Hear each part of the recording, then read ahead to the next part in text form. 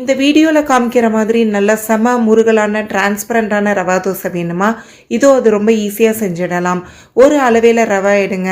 அது நல்லா மூழ்கிற அளவுக்கு தண்ணி ஊற்றி 1 மணி நேரம் ஊற விட்டுருங்க. அதே அளவையில் 2 மடங்கு மைதா எடுத்துக்கோங்க.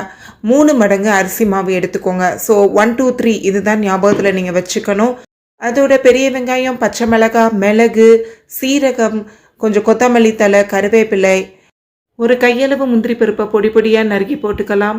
அதோட கொஞ்சம் இஞ்சி துண்டுகளையும் சேர்த்துட்டு தேவையான அளவு தூளுப்பு போட்டுக்கலாம். இதில் முந்திரி பருப்பை வறுத்தும் நீங்கள் போடலாம். நல்லா தாராளமாக தண்ணி விட்டு இந்த மாதிரி நல்லா மாவை கரைச்சி எடுத்துக்கோங்க. தோசை நல்லா கிறிஸ்பியாக வர்றதுக்கு அதே அளவில் பாதி அளவு எண்ணெய் எடுத்து ஊற்றிக்கோங்க. ஊற்றி நல்லா கிளறிட்டு தோசைக்கல் நல்லா காயவும் ஒரு டம்ளரில் மாவை எடுத்து இந்த மாதிரி நல்லா தூக்கி ஊற்றிட்டு நல்லா வேக வச்சு எடுத்திங்கன்னா உங்களுக்கு செம கிறிஸ்பியான ரவா தோசை ரெடி. இந்த ரெசிபிக்கு ஆதிரா ஜங்ஷனை சப்ஸ்கிரைப் பண்ணிவிட்டு பெல் ஐக்கானை ப்ரெஸ் பண்ணிவிடுங்க.